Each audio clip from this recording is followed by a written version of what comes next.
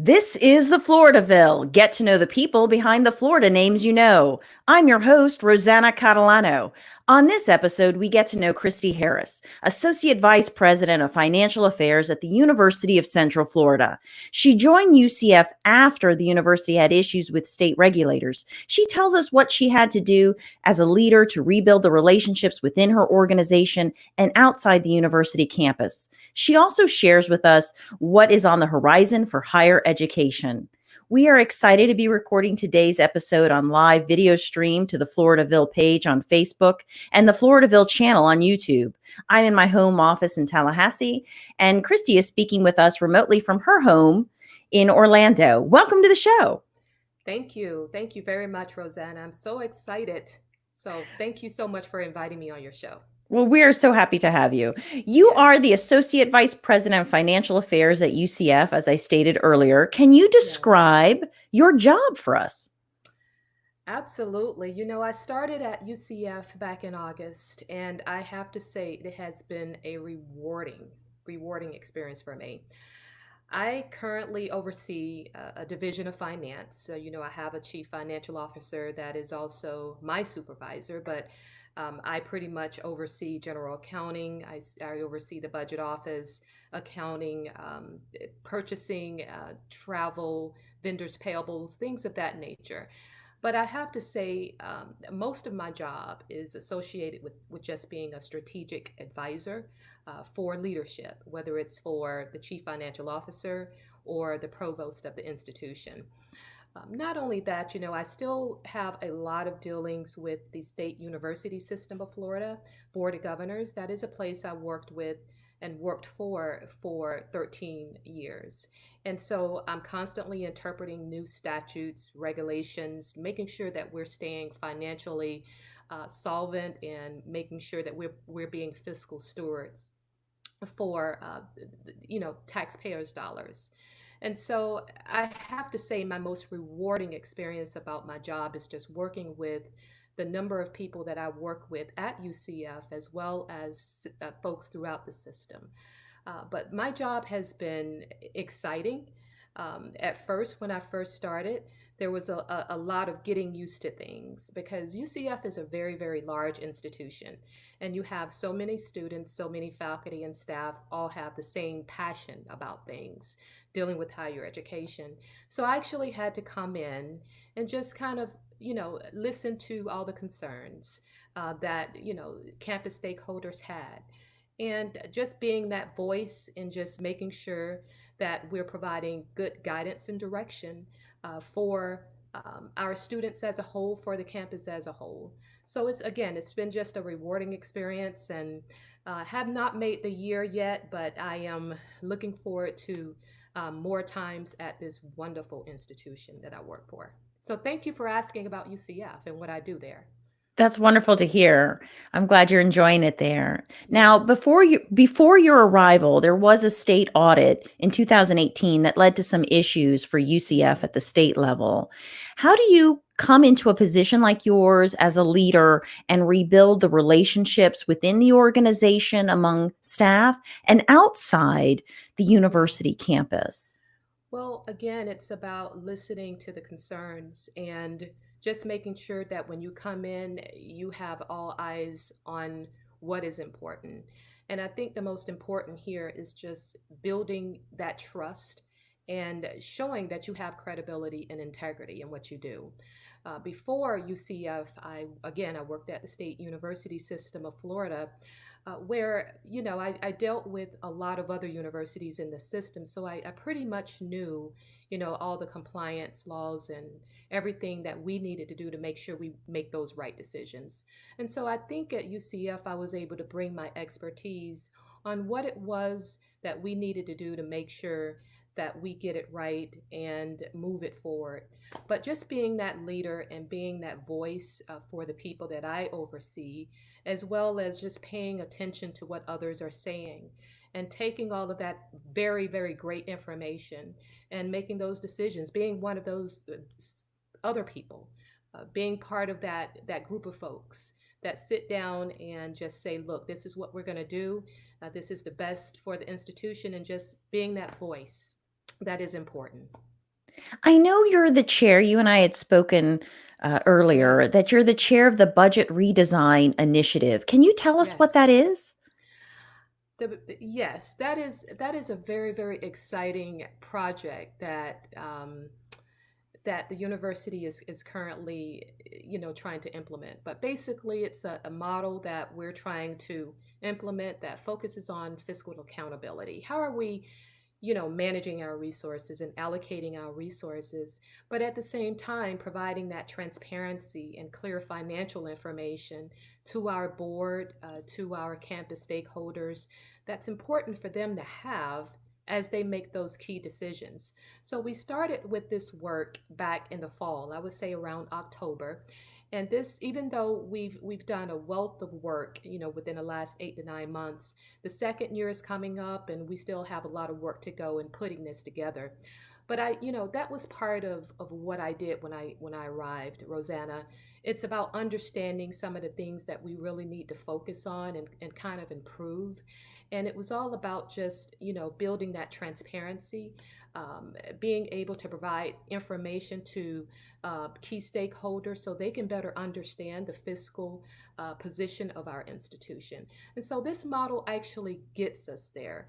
It hopefully will be able to bring transformational change that will impact the university's culture and the way that we conduct business. So again, I'm looking forward to it. It's a lot of work ahead, but I've worked with a group of really wonderful people that have been instrumental in helping us move this project along. So thank you for asking about that project. It's a great thing that's going on right now. It sounds like some really great things are on the horizon for you all. Now, Yes, it is. I know in any large organization like UCF, it's wise to implement checks and balances with regards to finances to prevent fraud and misuse of funds. What Right. advice would you give to a business owner operating on a smaller scale to prevent fraud and abuse? That's a really good question. Very good question. I think the first thing I would say is you really have to watch, the bottom line. Watch your finances. A lot of times when you have businesses, you have that one person that keeps the books. And that's a great strategy. I'm not kicking against that. But sometimes it's best to kind of sit down and say, okay, where are we? Where are we at financially? You know, how are those revenues looking?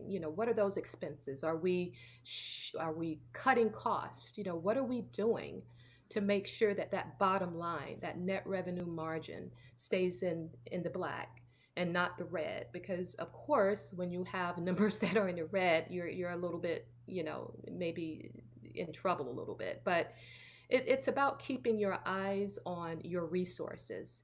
And again, I understand the need to have staff. I understand the need to delegate that type of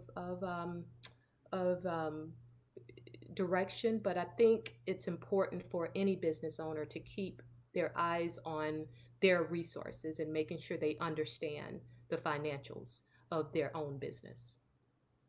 That's great advice. We're going to go ahead and take a quick commercial break and we'll come back and talk to you some more. Thank you.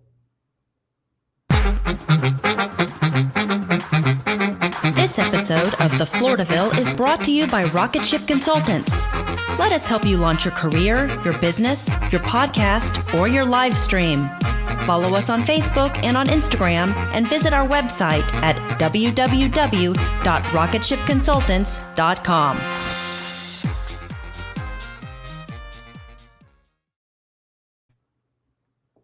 So, Kristie, I wanted to ask you, you've spent most of your professional life working in higher education. Why Mhm. did that line of work interest you? It started back when I started working at Florida State University. And before that time, I worked at the Leon County Board of County Commissioners. And so I saw this position and I thought would be great for me. It was in the Office of Treasury Management and Financial Reporting at Florida State. And so I decided to apply for it. And with after a lengthy interview, I received it.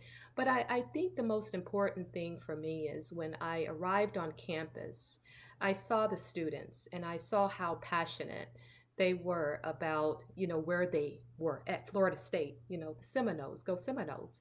And so that just resonated with me. I at that time when I was employed there, you had the long lines.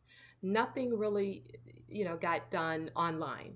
Students stood in line for their financial aid. They stood in line for registering, whatever it took for them to get what they needed. And so I would pass by these students and I just would see, the excitement, the drive, the motivation to get what they needed so they can get their classes or get their financial aid. And so that just set in me. So I was like, wow, higher education is what I like. And I have been in higher education for 17 years since 2003, 2002, I believe. So it's been wonderful. And so after that, I started at the state university system, board of governors, and I worked there for 13 years, and it gave me an opportunity to work with not just Florida State on issues concerning Florida State, but all the other universities in the system. So I was like, I'm not getting out of this industry. I love it. So that's how I fell into higher education. That's fantastic. On this show, we talk to people and we learn their life story. So, as a child, where did you call home? I grew up in Georgia in a very small town about 45 miles north of Tallahassee, Florida. And I'm going to pronounce where I came from. And I guarantee you, you may not even know where this is, but it's pronounced Attapogus, Georgia. And it's at that time, I believe it was about 800 people. It's so again about 45 miles north of Tallahassee, close to Bainbridge, Georgia, close to Thomasville, Georgia. And that is where I grew up. So I am a country girl and I wouldn't change anything about it. So, I've lived in this area about 2 decades now, and I have never heard of your town. Well, I was like, she can't fool me. What's she going to say? I'm going to know it. Nope, I've never heard of no, it. you've never heard of this town, but it's been, I have not been there in a long time, but I wouldn't change anything about it. I grew up in a very small town, and 800 people is a very small town. But I went to high school in Bainbridge, Georgia, and again, we weren't totally disconnected from the semi city life. Tallahassee was down the road, but for the most part, yes, I grew up around a lot of woods. And I wouldn't change it. how would you describe your home life growing up? Do you have siblings? I'm the youngest of four, and I do have a brother in Georgia. Him and his family lives in Georgia, and my two oldest siblings, they are deceased, but um, Mhm. now it's just me and my brother, and my parents are deceased as well. But we grew up singing gospel music. And so I was more of a background singer, but my sister and my mother and my dad, they did most of the leading singing. So I started singing gospel at 5 years old. And please don't ask me to do a tune. I would not do that. You know But that was coming next. You know that was coming next. I absolutely will not do, because I was never a lead singer. I was more of they put me in the background, of course. But that's my childhood memory. Just going from churches to churches and singing gospel with my family. And I did that for up till about 18 and until I went off to college. But yes, that's a childhood memory of mine that always stays within me. So yeah. So you've spent most of your professional life in education and Yes. numbers, right? You've been Yes. in finance. Yes. So everyone wants to know, did you like school when you were a kid? And more importantly, did you like math? I loved math. And in fact, I excelled uh, very well in math. And I believe it really boils down to, my father, how he used to call me at the kitchen table and ask me to help itemize the bills. And I started doing that when I was like 8 years old. And it's a fun story to tell, and I'm not going to go into it here, but when I was a young kid, that every month he would do that. So I would sit at the kitchen table with him, and he would tell me to write numbers down, and give me a big number to allocate to the various um, services we needed to support within the household. And I think about that a lot because now I'm doing the same thing at an institution, the first to the second largest institution in the country. And so I really do believe, just my upbringing as a kid and my parents, instilling in me that, obviously with it, what any parent would do, get your education, if be mindful of how you spend money, things like that that my dad used to just tell me about quite a bit. And so I think all of that just kind of factored into where I'm at now. So if he was here today, I would just thank him tremendously for putting this type of career in my heart, because I love it. I love doing what I do. It's been wonderful, I'm and I've sure been he'd be doing it for so long. I'm sure he'd be so proud to know, that Yes. those moments at the kitchen table have led to your Abs- career. Absolutely, So you absolutely. It's a childhood memory I would never forget. so you've professed your faith, your love, I should say, Hmm. to FSU and the Seminoles. So I I am a know you Seminole, yeah. Yes, I I know am. you went to college there. Tell Yeah. us what your major was. I majored in finance, and I received a master's in public administration. And it's still with the finance degree, it's something that I've taken and I've applied it to my career for the last 17 to 20 years. Even before higher education, I worked in the Leon County Board of County Commissioners in the budget office. And so really my love for numbers started there.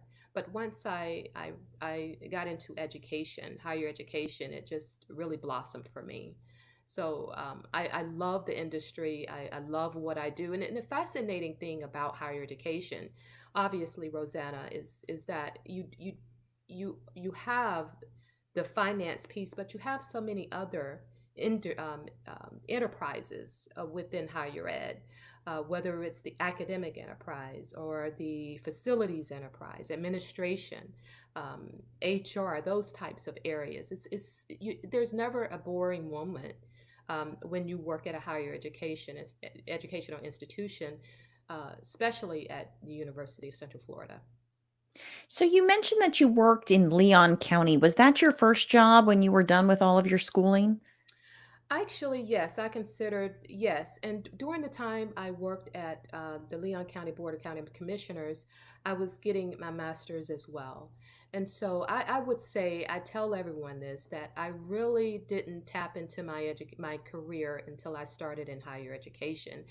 Even though I had a remarkable time working in other, state agencies as I went to school, but it's the love that I have for higher ed. And so once I started at Florida State, I was completely done with any other idea of going somewhere else and working in another area. So higher education has been it for me since that time. Well, it looks like we have some comments that some folks are expressing also their love for the Seminoles too Go during our go no podcast. go Noles, but you know what? Go Knights. Oh, that's right. That's right. Absolutely. Absolutely. So you talked about working at the state university system, the board of governors, and you worked there for Yes. more than a decade. For people unfamiliar with the board of governors, can you Hmm. explain what they do and what positions you held there? Absolutely. The Board of Governors is a governing body. It's a regulatory governing body. Um, and the primary mission of the Board of Governors is to help regulate the state universities within the state of Florida. So you have 12 institutions in different areas, of course. UF is one. I know you're a Gator, so UF is one.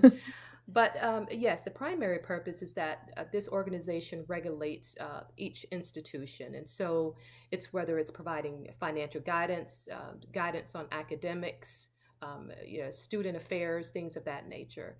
Um, I worked there as a budget director for 10 years, and that is where my love really grew for higher education because, you're not just working for one institution, you're working for 12.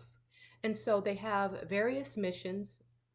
Um, they have a number of visions, so, UF may offer something totally different than Florida International University. And so just having all of these universities with different goals and objectives of how they want to educate their students is just a remarkable um, career. And so during my time there, I met a lot of my colleagues and counterparts just by working with them at various institutions. So the Board of Governors, there's an administrative office where there's a chancellor, sort of a CEO. His name is Marshall Kreiser, a wonderful leader for the system.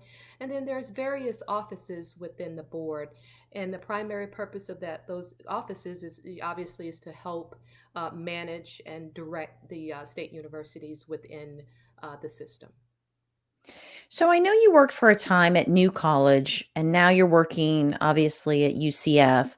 The size Yes. of these institutions is very different. New College has, Yes, it I is. think it's 1,000 undergrads, and UCF has about 60,000. Well, actually, New College is a little smaller than that. Okay. I think the enrollment now is maybe between 600 and 700, and UCF between 68 and 70,000. And Wow. so, yes, it was a big difference. But I think the most remarkable thing about both of these institutions, Rosanna, is that they're both so different. And it's in such a great way. New College, Sarasota, they're on the Gulf, and they're a liberal arts institution. And so the folks there are remarkable. They're doing great things at New College. It's that liberal arts flavor that they provide their students. Obviously UCF is more metropolitan research institution, a bigger playground. We have athletics. We have a medical school. Is definitely a larger enterprise. And so when I started at UCF, the one thing that really helped me out a lot um, was the folks that said, okay, we're going to teach you everything you need to know about this institution. It's a huge institution, so get ready and learn. And so I did that, and just working with fabulous people there gave me the ease of mind to know A, that I'm in the right place, but also B, we've got some work to do and we're doing it. And so I can't be any proud of working there and being a part of this new wave of leadership and what we provide our students. So I know this spring, Florida universities were closed and moved to Yes. online learning as a result of the coronavirus, and we've all been Yeah. home. So the state's now on a path to reopen, and it looks like universities will reopen in the fall, although I Hmm. know things are changing literally every day. So, from Right. a financial standpoint, can you tell us how the closures affected university revenues? Yes, there was some loss of revenues, especially with um, our business type units, our auxiliaries, our bookstores, our parking, because you don't have those students there to help support those enterprises. But we've done remarkable with trying to manage that, Rosanna. We really have, and we have a number of meetings throughout the system, not just with folks at UCF, but other universities. There's different groups of people that get together to talk about, what are the challenges that we're facing? How do we manage this? How do we manage that? How do we manage that loss of revenues that we have? But at the end of the day, it's about good financial management. You have to know the problems that you're facing. And then once you really tune in to the problems and understand what is it that's causing the dip, then you have to immediately start, thinking about a solution. How do we solve this? And so back in March, when this pandemic really started getting a lot of attention, we started thinking then. I mean, you don't start thinking about things you need to do at that very moment that this thing is in front of you. You start planning as early as possible. And so we kind of thought that we would have a little bit of downfall in revenues, but we were able to manage it and able to identify those extreme problematic areas, and making sure that we fill those holes with other resources that we may have available. So, it wasn't just a UCF issue, it was also, issues that other universities had within the system. So we kind of like, said, okay, we work with each other, we get ideas from one another, and that has just been a great relationship that we've all been able to establish system wide. That's why it's so important to have that connection with the other universities in the system. It's a great system. They don't have a problem sharing their ideas with each other. It's just been remarkable. So we're ready for the upcoming fall. We're taking a lot of actions and precautionary measures to make sure that our students are going to be safe this upcoming fall. Well, it sounds like you have lots of great relationships at the other universities that really come in handy, and I'm Absolutely. sure your time at the Board of Governors was helpful to that, so that's Yes, wonderful. You absolutely. know, no one creates a new program on a university campus until the budget exists for it. Hmm. So, Hmm. as a result, you and colleagues like yourself across the country get to see the innovative programs on the horizons for higher education. What should the rest of us be on the lookout or the lookout for on college campuses in the future? I would say that my answer would be different before March. Mm. But now that we are under this virus, I would say that online education is going to be um, on the top. You have a lot of universities, and I'm talking nationally, that are having to teach their kids, online remote learning, and it's no different here. So those are the things that we're going to have to really start focusing on and advancing. The great thing about UCF is that we already have an online program established. It's a remarkable program that's been in the works for years. We're happy about that. We're expanding in those efforts. But I would have to say, even before March, my tone to that would have changed, would be a little different, because I would say that we would have to put more energy and effort into our deferred maintenance, fixing up our facilities and making sure the water is on and the lights are on, and getting that state support that's crucial for keeping those service deliveries going. Also, keeping our enrollment up. That's very, very important. It's not a problem for UCF, but it is a problem for other institutions that may be having a problem in those areas. But now we're kind of in a different fight, and so I think the most important thing is keeping our students safe, uh, giving them the comfort level that they need, and their parents, as well as faculty and staff, that we're doing everything that we possibly can do to make sure that they feel comfortable and that they are safe in the fall. Whether it's providing masks, whether it's providing a number of hand sanitizing stations throughout the campus, making sure we're able to, generate the resources to take care of those efforts. And so it's a different ball game, but it's somewhat kind of the same. Um, and we're doing a lot of work right now, and I give kudos to folks, boots on the grounds, for everything that they're doing to make sure that our campus is ready to go in the fall. So I would say, higher education is going to change a little bit because of this virus, but it's if we all work together and collaborate, I think we'll be fine. We'll be just fine. So, we like to end our show with a little fun by asking all of our guests the same 7 questions. So, Uh-oh. what would people be surprised to know about you? that I'm a couch potato. I don't like to go out that much, and I a nice dinner at home, and relaxing. That's heaven to me. But hey, that's what I like to do. So yes, When you have guests in town, where is your yes. favorite place to take them? You know, I've only been in Orlando for about 9 months, 10 months, and I'm still learning the area, but Winter Park is very nice. They have a lot of nice restaurants.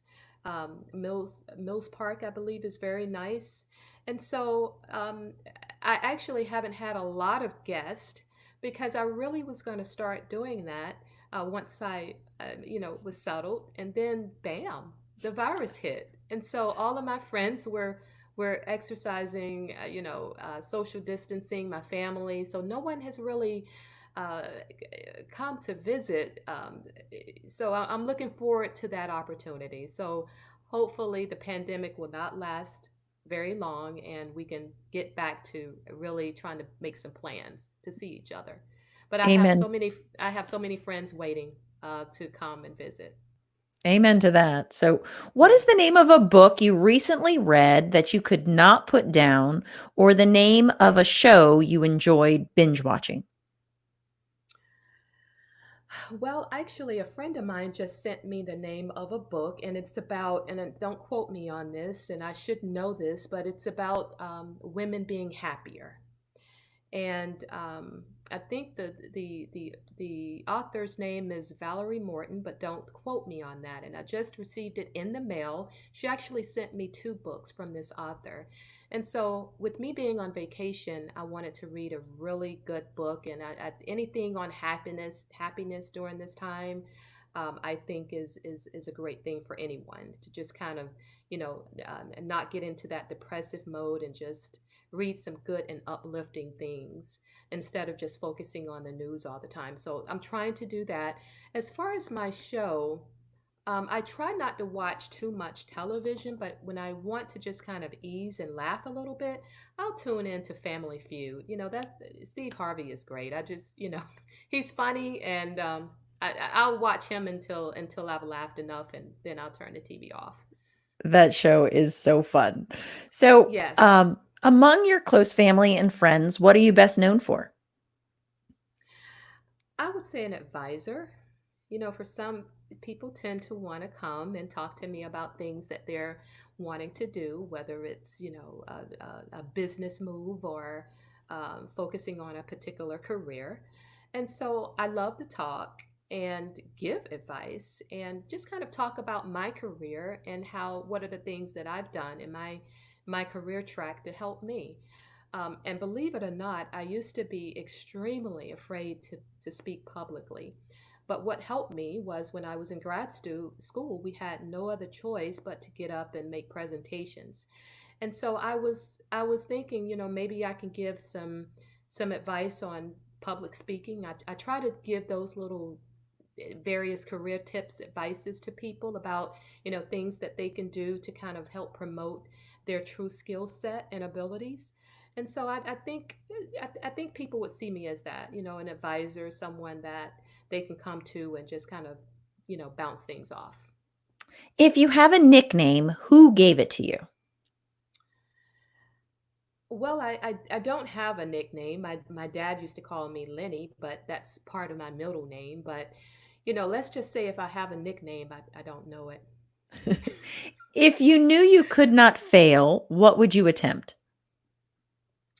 Bungee jumping. I've What always are wanted to do that. the top 3 things you love about living in Florida? The weather, even though it's about, lately it's been about 95 to 100 degrees here in Orlando. But the weather, the theme parks. I am a theme park person. I love theme parks. And the fact that I live centrally, and so I'm able to get home to Tallahassee or Georgia. But also, if I want to have a little bit of fun and get out of my box a little bit, I can drive to Jacksonville or Tampa or Miami. to visit friends, and that was the old days. Now we can't do that, but once all of this happens, gets out of the way, we'll be able to have those visits and a Chris, little bit more fun. Kristie, I'm so glad we've had the opportunity to get together and do this finally. I'm so happy. So it was so great speaking with you today. Well, this is my first time doing something like this. I was a little nervous, and so I appreciate the opportunity to give this to me. This has been a remarkable experience. I've enjoyed it. Thank you so much. Wonderful. Thank you so much. Be sure to subscribe to our podcast channel on YouTube and all your favorite podcasting listening platforms. Follow us on Facebook, Instagram, and Twitter. Visit our website to see some extras on Kristie and get her contact information. Our live stream director for this episode and audio editor for this podcast episode is Joy Tootle with Rocket Ship Consultants. If you're interested in starting a live stream or podcast, contact Joy at rocketshipconsultants.com. Thanks for listening.